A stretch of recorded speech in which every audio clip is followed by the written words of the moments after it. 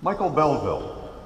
Michael Belleville is a patient advocate who was diagnosed with younger set Alzheimer's disease in 2013. He's very active in the Alzheimer family, including his duties as a member in Dementia Alliance International, where he looks after senior telecommunications and developer roles. Mr. Belleville's presentation is going to describe how using his extensive experience as an engineer at Verizon is going to help people living with dementia use that new technology. Michael Belleville.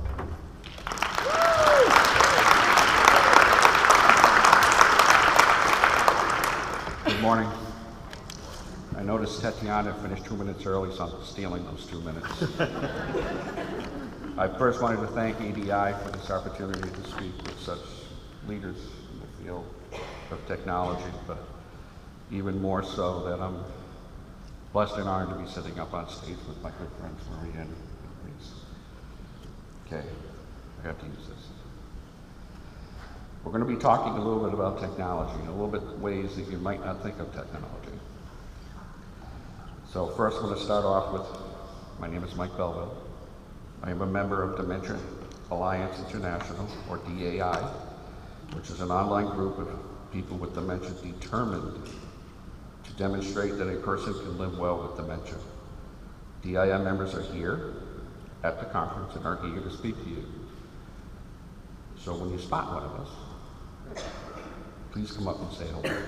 We'd love to share our journeys and our stories with you.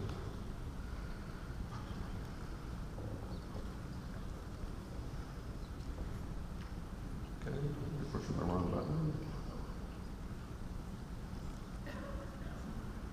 There we go.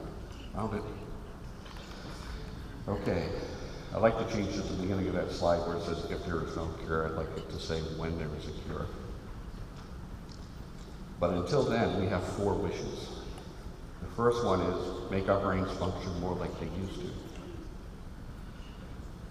Marianne Schultz in 2010 explained that it is our right as disabled adults to be treated respectfully and as whole human adults with access to all aspects of life. Number 2 says, respect us as complete human beings, just as people with low vision or hearing are seen as human, worthy of respect. Okay, that goes in the first one. We miss our healthy brains. Try driving across the country in a 4-cylinder car with only 3 cylinders working. You'd be frustrated, fearful, and exasperated the entire time. Now imagine trying to drive a brain like that. Is it any wonder that we get irritable? I like that. The best technologies and innovations improve one or more parts of our brains to function nearly the way they used to before. You can imagine, you can grant and help our 4th wish. What we need are service providers and our governments to help minimize all the stressors placed on our family and friends by our dementia. Must dementia care break the bank?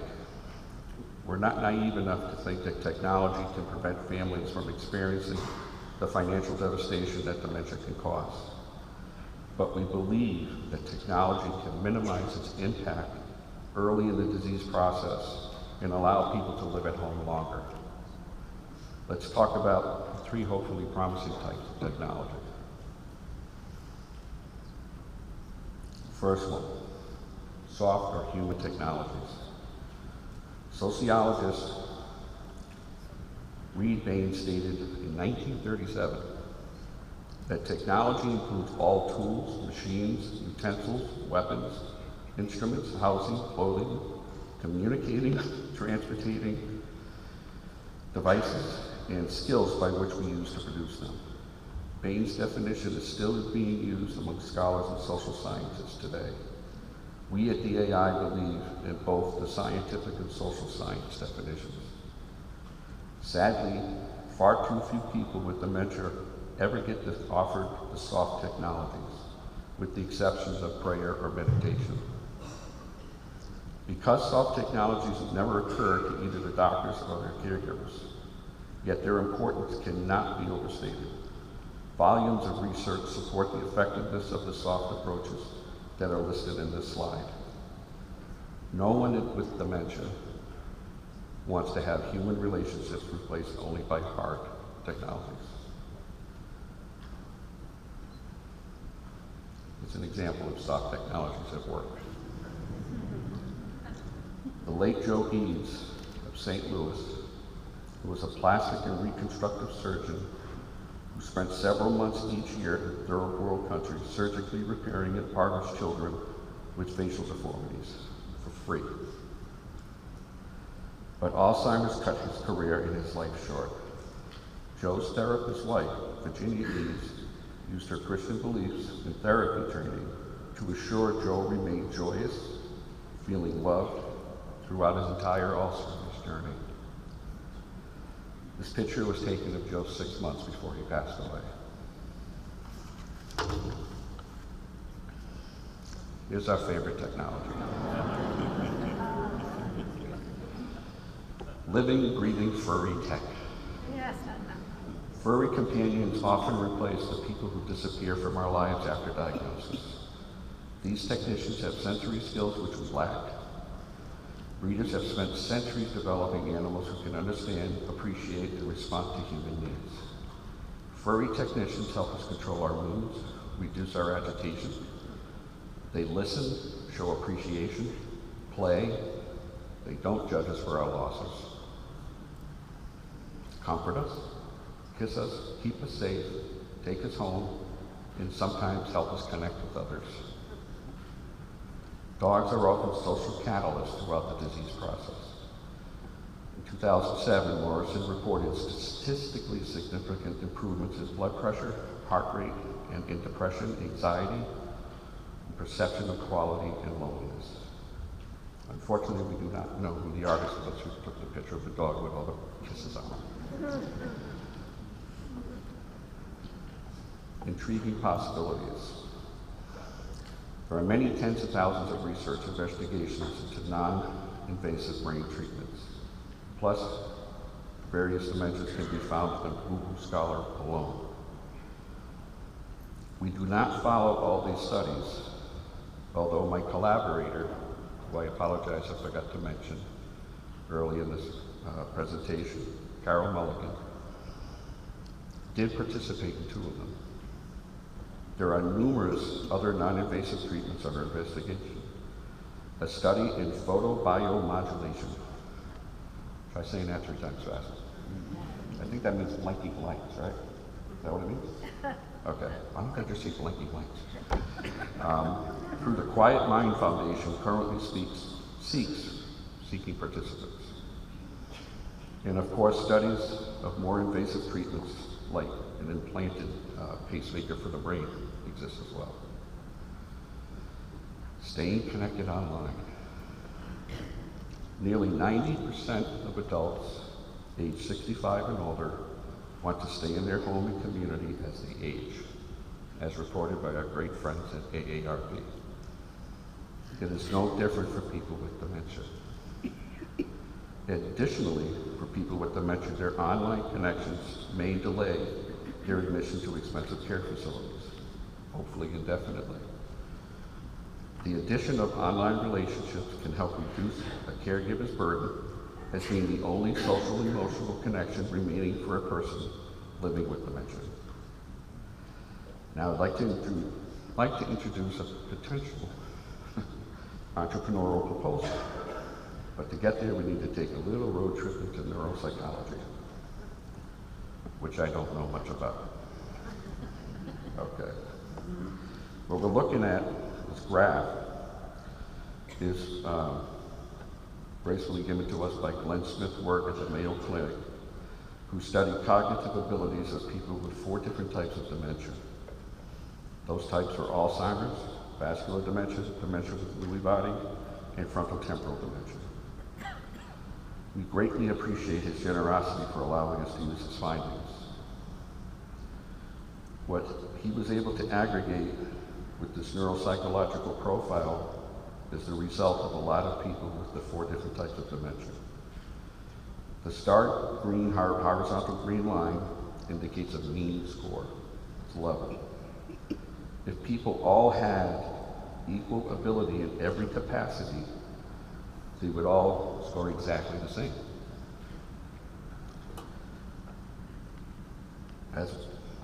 But we know people aren't like that. They have strengths, relative strengths and weaknesses among the cognitive domains like verbal comprehension and learning retention as shown within the blue box below.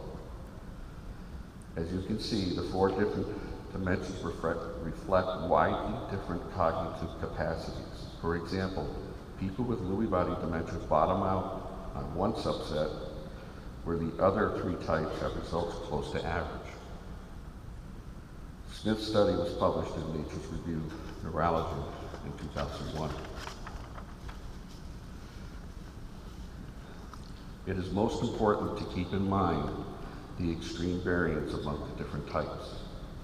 Tools that are used to design to help people with one type of dementia may be of no help from a different type of dementia. Okay, now we get to the fun part, I hope. The 3rd type is what we call, it should say smart home retrofits, not refits. My apologies. Most people know what a smart home can do for them. DLET describes many of them. However, we have a vision of what a smart home retrofit for people with dementia could be. What if there were a wearable device that had a sensor that could detect agitation and anxiety? And what if that sensor could trigger a smart home to initiate a predetermined response tailored to that person's needs? For me, it would be turning on my TV and playing a video of my beautiful wife. Better yet, what if it sent my wife a text message alerting her of my agitation? She could call my TV, which would be equipped with a webcam so we could actually have a live conversation. For someone else, it could be to automatically turn on a Bluetooth speaker, playing their favorite music playlist. I hope you can see that the possibilities are endless. There are hundreds of sensors and hundreds of what-ifs. And I just wanted to ask, how many people here are wearing an Apple Watch or a Fitbit? There's a lot more hands. Those all have sensors built into them, right? So we're not talking about rocket science.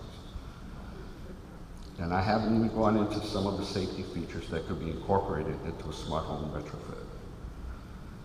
Here's the really cool thing. A person doesn't have to move to get into a smart home. Their existing already familiar home could be made smarter with their retrofit.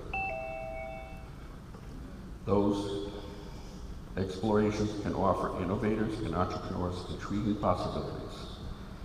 And also, just for grins, you can search YouTube for smart robots. Just look under Smart Robots 2018. What we're looking for, we're calling them dementia outfitters. We need new specialists to help tailor the components of a smart home retrofit to the needs of that individual. A recent slide showed some of the strengths and weaknesses of people with just 4 types of dementia. That is a starting point for an outfitter. But these are not profiles of just one person. A dementia outfitter would make use of an individual neuropsychological profile, the needs of his or her family, and the outfitter's own detailed personal notes as a clinical observer. An outfitter could then purchase the equipment needed, install the equipment, then train the person and his or her family on how to use their new smart home. We see an outfitter as a medical, technical, and behavioral dementia specialist. Outfitters will combine training in cognitive neuropsychology with training in technology installation and teaching, and maybe a few other things. Few, if any, people right now have all those skills, but we believe that any nimble-minded entrepreneur willing to cobble together such diverse training would be a trailblazer in an entirely new specialization. And if you're a numbers kind of person, Markets and Markets predicts smart home technology will be worth $138 billion by 2023. Okay, now, one little test. If you could all look at this slide and pick either 1, 2, 3, or 4.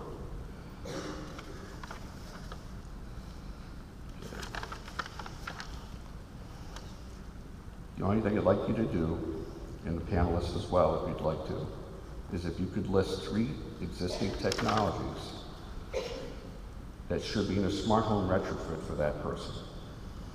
If you could think of 2 that haven't even been developed yet. I'd like to leave you as much time to do this, but I'm running out of time. We believe you would be challenged. We believe you would see the huge need for and the entrepreneurial opportunity.